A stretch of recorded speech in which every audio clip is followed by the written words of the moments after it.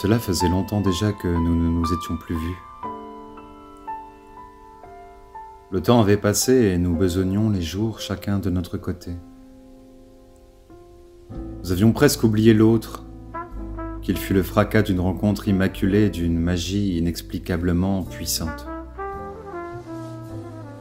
Ces rencontres à équidistance entre une intensité en feu, à coups de pupilles dilatées et de pensées obsédantes, et l'imprévisibilité de la surprise, qui surgit de la pénombre alors que nous ne l'attendions pas.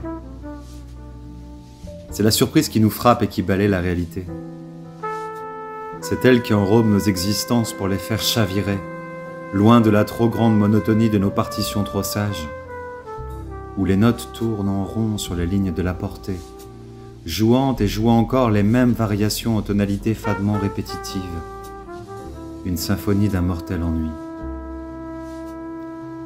Comment aurais-je pu prévoir ton arrivée, notre immédiate complicité, mon désir soudain et brutal d'écrire la vie à tes côtés, dans une langue de passion, de rêverie, de promesses d'aventure qui palpitent même sous la pluie.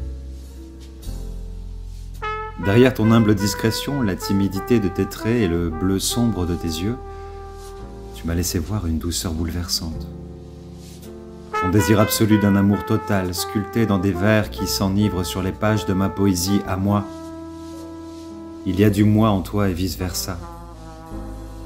C'est, je crois, cela qui nous poussa la toute première fois, sans pourtant nous connaître, à abandonner si vite la foule de nos amis qui s'agitaient en s'enfonçant dans la nuit et à ne vivre qu'à deux, reclus égoïstement, oubliant le monde qui n'était plus qu'un bruissement tout autour de nous.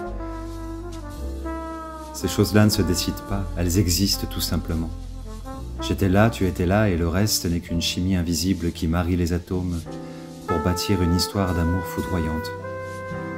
Un coup de foudre, comme ils se font rares dans une vie, si beau et renversant que dans l'agonie de la mémoire, au crépuscule de nos vies, ils seront les seuls rayons qui brilleront au milieu des pâles suffocations du soleil couchant.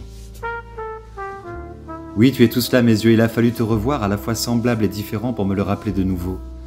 Le monde est d'une beauté légère quand tu es près de moi. Nos regards se sont parlés sans jamais se fatiguer. Nos bouches disaient de timides inclinations par peur de tout gâcher et de dévoiler l'immensité de ce qui se muait réellement en nous. Ce sentiment d'avoir rencontré cette personne si éperdument désirée, année après année, jusqu'à presque désespéré de la trouver, comme si elle ne pouvait être qu'un songe dessiné par une naïveté d'enfant. Cette personne qui, de toute évidence, est capable d'aimer plus qu'elle ne s'aime, dans une forme d'altérité qui serait la clé de l'essentiel.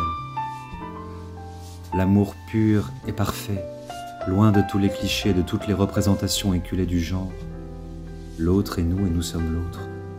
Tout cela dans une discrète mais éblouissante émotion. Je t'ai revu hier et déjà tu ne me quittes plus. Tu cours avec moi ces heures coincées sous la grisaille. J'écris ces mots et je te dis à quel point je voudrais parler le langage de ta peau. Il ne me manque que le courage pour ne pas te laisser t'échapper de nouveau. Le courage de tout te dire, de nous raconter, nous, au-delà les murmures secrets qui s'écrivent sur les murs de mon âme. L'amour de ma vie. Tout cela paraît fou, je le sais, mais il faut la folie pour ne pas mourir à genoux, brisé sous le poids de nos lâchetés raisonnables. Il ne peut pas y avoir d'amour raisonnable comme il n'existe pas de soleil noir.